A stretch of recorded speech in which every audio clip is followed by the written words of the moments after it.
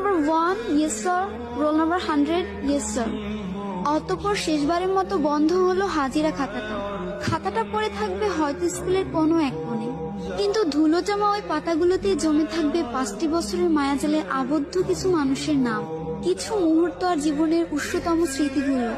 কোনো একদিন এভাবেই শেষ হয়ে যাবে আমাদের স্কুল জীবন। আগে স্কুলে যাওয়ার জন্য কত বাহানা, কত অজুহাত খুঁজতাম। ক্লাস 8-9 ওঠার পরে এমনটা ভাবতে লাগলাম, এই ভালো সময়টা যেন কখনো না ফুরায়। স্কুল থেকে যখন একসাথে বাসায় ফিরতাম, শেষ হয়ে যেত রাস্তা, কিন্তু ফুরতো না আমাদের কথা।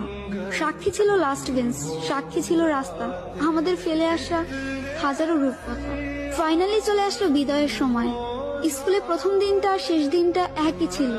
চোখে জল ফেলেছিলাম 2 দিনই, কিন্তু কারণটা ছিল একেবারে আলাদা। একটা যাবার আনন্দ আর একটা বিদায়ের ব্যথা। বাস, শেষ হয়ে গেল আমাদের স্কুল লাইফ।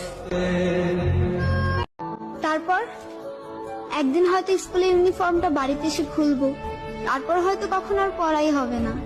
আর কয়েকটা দিন, তারপরে 10 বছরের স্কুল জীবন শেষ হয়ে যাবে। এর সাথে সাথে হয়তো স্কুল লাইফের বন্ধুগুলোও হারিয়ে যাবে।